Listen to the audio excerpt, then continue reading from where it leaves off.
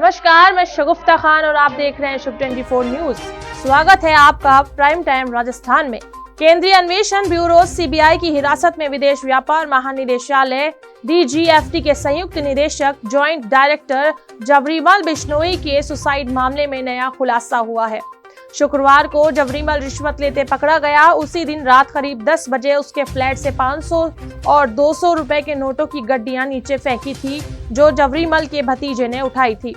इसका वीडियो सोमवार को सामने आया है। वीडियो में नोटों की पोटली गिरती हुई दिख रही है, जो जमीन पर गिरते ही खुल जाती है। फिर जबरीमल का भतीजा गड्डियां उठाता हुआ दिख रहा है। पोटली में 50 लाख रुपए बताए जा रहे हैं। सीबीआई ने 50 लाख रुपए जब्त भी कर लिए हैं। सीबीआई अधिकारियों के मुताबिक जिस दिन गिरफ्तारी की गई उसी दिन घर की तलाशी ली जा रही थी। बिश्नोई की पत्नी ने रुपए से भरी एक पोटली घर की बालकनी से नीचे फेंक दी थी। ये रुपए नीचे बिश्नोई के भतीजे ने इकट्ठा किए। गिरते वक्त कुछ गड्डियां बिखर गई। वीडियो शुक्रवार रात 10:42 का है। पता लगाया जा रहा है कि इतना कैश बिश्नोई के पास कहां से आया। दरअसल जबरीमल बिश्नोई को शुक्रवार को सीबीआई ने रिश्वत के मामले में गिरफ्तार किया था। इसके बाद शनिवार को ऑफिस की तलाशी के दौरान जबरीमल ने चौथी मंजिल से कूदकर सुसाइड कर लिया। उसके भाई संजय कुमार और दोस्त अभिषेक मिश्रा ने आरोप लगाया कि सीबीआई के अधिकारियों ने उसे मारा है। ऐसे में उनके खिलाफ हत्या का मामला दर्ज होना चाहिए। उधर जिला स्तर के अधिकारी की मौजूदगी में पोस्टमार्टम के बाद बिश्नोई का शव लेने के लिए परिजन तैयार हो गए थे। परिजनों ने मांग रखी थी कि इस मामले की जांच जिला स्तरीय अधिकारी करें। इसके बाद राजकोट पुलिस ने वीडियोग्राफी करवाते हुए शव का रविवार शाम पोस्टमार्टम करवाया। पोस्टमार्टम के बाद परिजन शव लेकर राजकोट से रवाना हो गए थे और सोमवार सुबह बीकानेर पहुंचे। सीबीआई के समक्ष ज्वाइंट डायरेक्टर बिश्नोई के खिलाफ रिश्वत लेने की शिकायत हुई थी। केंद्रीय जांच एजेंसी के मामले में कार्रवाई के लिए ट्रैप बिछाया था। शुक्रवार को ज्वाइंट डायरेक्टर बिश्नोई 5 लाख रुपए रिश्वत लेते पकड़े गए थे। मामला एक व्यापारी की 50 लाख की बैंक गारंटी मुक्त करवाने का था। राजस्थान में एक बार फिर किसानों की मुसीबत बढ़ने वाली है। राजस्थान में 29 मार्च से बारिश के साथ ओले गिरने की आशंका जताई जा रही है। मौसम विभाग ने 40 किलोमीटर की स्पीड से हवा चलने की भी चेतावनी जारी की है। जयपुर मौसम केंद्र ने निदेशक राधेश्याम शर्मा ने बताया कि प्रदेश में बुधवार से नया वेस्टर्न डिस्टर्बेंस एक्टिव होने जा रहा है। इस नए सिस्टम का असर जोधपुर, बीकानेर, अजमेर, जयपुर और भरतपुर संभाग में देखने को मिलेगा। उन्होंने बताया कि जिन किसानों ने फसल काट कर रखी है या कटी हुई है, फसल खुले में रखी है, उनके लिए आज और कल 2 दिन का समय है। इसमें वे अपनी फसलों को इन बारिश से होने वाले नुकसान से बचा सकते हैं। इस सिस्टम के असर से 29 मार्च को पश्चिमी राजस्थान के बीकानेर, चूरू, हनुमानगढ़, जैसलमेर, नागौर, गंगानगर और जोधपुर के हिस्सों में बारिश, आंधी चलने और बिजली चमकने की भी आशंका है। 30 मार्च को इस सिस्टम का असर गंगानगर, नागौर, जोधपुर, जैसलमेर, हनुमानगढ़, टोंक, सीकर, सवाई माधोपुर, करौली, धौलपुर, भरतपुर, अलवर और जयपुर जिले में देखने को मिल सकता है। इन जिलों में बारिश के साथ ओले गिरने की आशंका है। इसके अलावा कोटा संभाग के कोटा, बारां, झालावाड़, चित्तौड़गढ़ और बूंदी में भी कहीं कहीं बादल छा सकते हैं। राजस्थान में इस बार मार्च में खूब बारिश हुई है। मार्च के महीने में 4.5 mm औसत बरसात होती है, लेकिन इस बार 15.4 mm हो गई है, जो सामान्य से 300% ज्यादा है।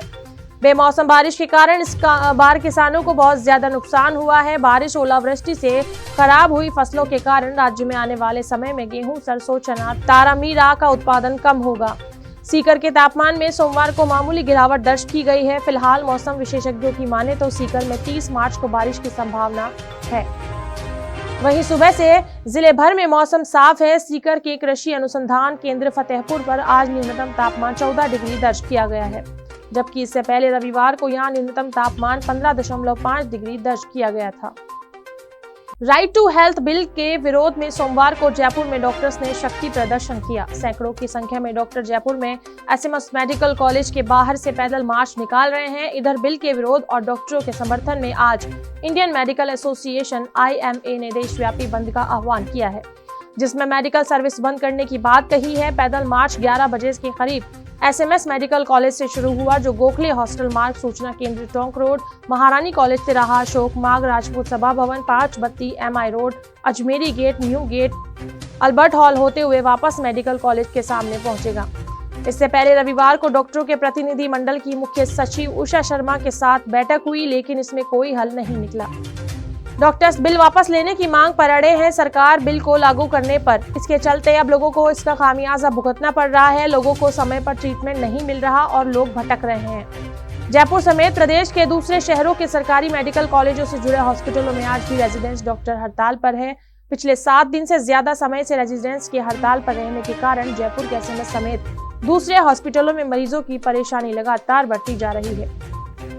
यहाँ ओपीडी के साथ ही आईपीडी में भी मरीजों की संख्या सामान्य दिनों के मुकाबले कम हो गई है। हेल्थ डिपार्टमेंट राजस्थान ने सभी जिलों के सीएमएचओ को पत्र लिखकर उनके एरिया में संचालित प्राइवेट हॉस्पिटल की लिस्ट और जानकारी मांगी है।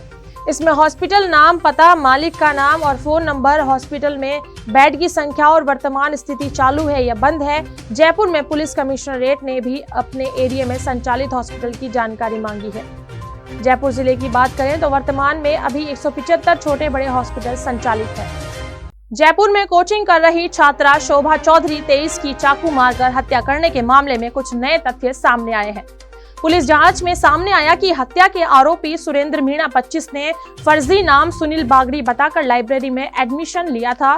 सूत्रों के अनुसार मीणा ने करीब 6 साल पहले 2017 में मृतका शोभा को एक शादी में देखा था, तभी से उसका पीछा कर रहा था। सूत्रों की माने तो शोभा एक दोस्त के नाते सुरेंद्र से बात करती थी। सुरेंद्र लगातार रिलेशनशिप में आने के लिए दबाव बना रहा था।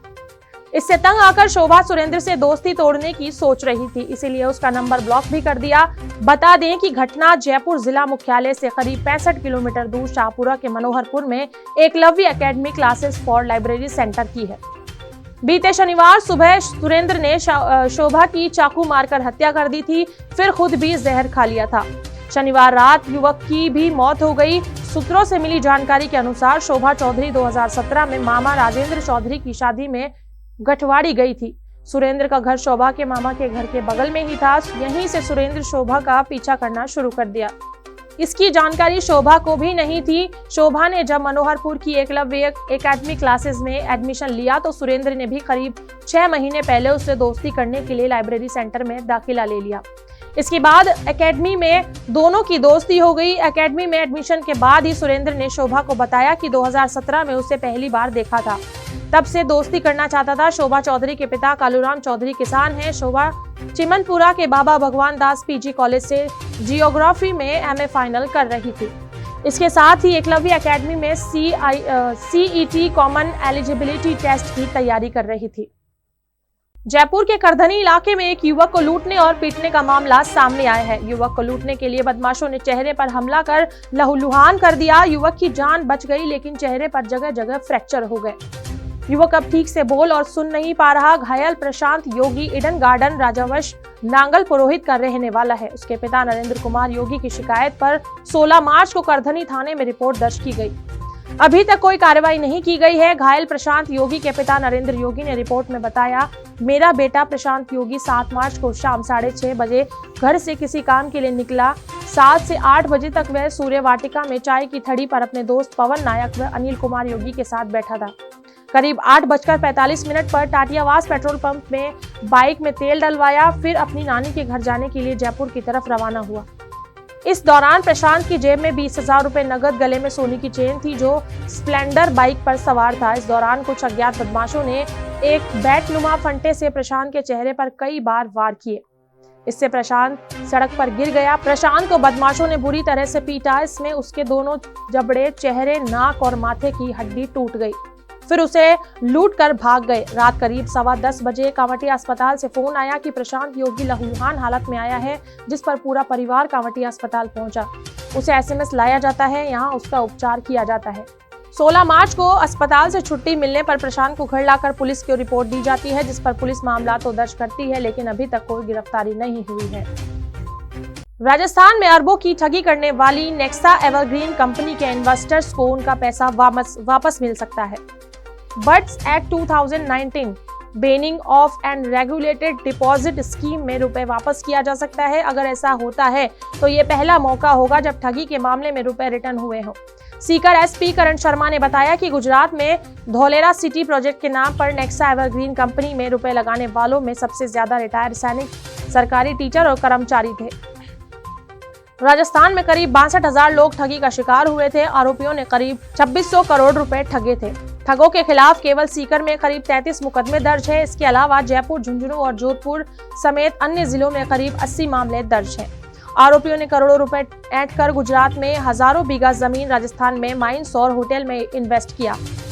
एसपी ने बताया कि ठगी का शिकार हुए लोगों को उनके रुपए वापस दिलाने की पूरी कोशिश है। इसके लिए birds act 2019 banning of regulated deposit scheme में इन्वेस्टर्स को पैसा वापस मिल सकता है। इस एक्ट के मुताबिक इनकम टैक्स जैसी एजेंसीज इन्वेस्टर्स को पैसा मिलने के बाद टैक्स की राशि वसूल सकती है। राजस्थान में ठगी के शिकार लोगों को इस एक्ट से पहली बार पैसा दिया जाएगा। यूडीएस एक्ट केंद्र सरकार ने साल 2019 में बनाया था।